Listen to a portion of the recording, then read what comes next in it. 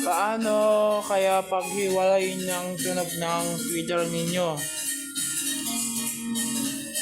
Kapag kapag kapag pinagtipon nyo yung Twitter ninyo with capacitor, yung tunog, mahina yung Twitter, di ba? Mahina yung Twitter niyan, mahina. Kung tamang mag-connect ng speaker ninyo, yung, di ba ito yung positive natin, di ba? Ito yung positive. Lagay natin sa positive.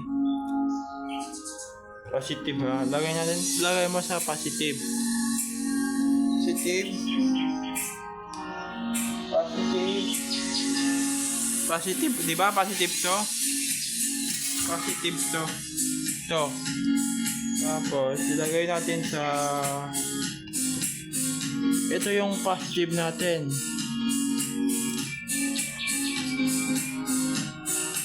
Yun.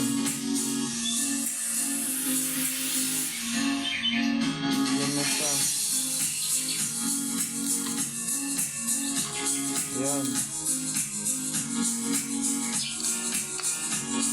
Wala akong ang hina. Ako, may ganito din akong ganito din yung gawin ko sa isa. Ito yung gawin ko. Ito.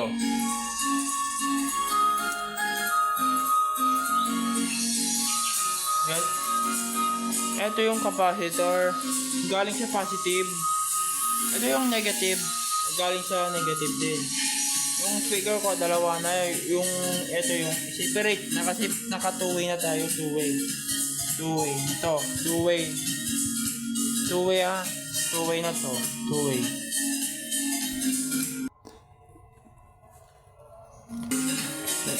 Nalagyan ko na lang electric tape dito. Yan na yung tumutunog ng Twitter natin. Yan na yung Twitter ah.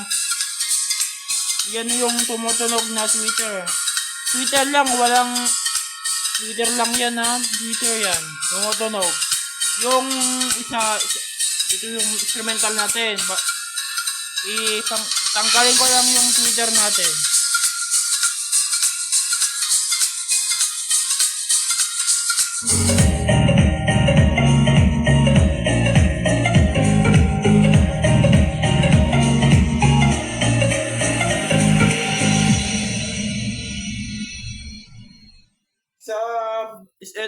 Ito yung instrumental natin. Naka-off yung Twitter natin. Naka-off yung Twitter natin. Yan yung tawag nito instrumental. Instrumental yan. I-atras ko lang konti. So, dalawa lang yung tumutunog. Lagyan ko ng Twitter yan.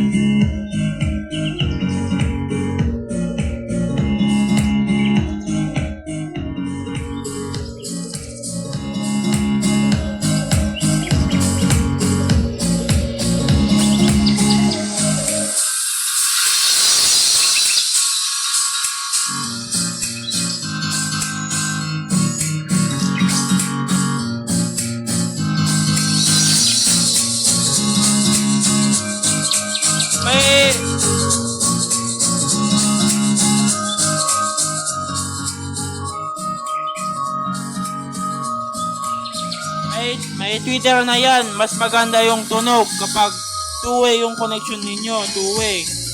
Kahit passive pa yan. Dividing network yun. Mas maganda kapag may dividing network kayo. Mas maganda yung tunog. So. Ito yung Twitter natin ha. Twitter sa taas. Ito yung dalawang instrumental na 8 ohms. Positive to negative to negative. Naging 4 ohms. So then, ayun din yung wiring nito, dalawa.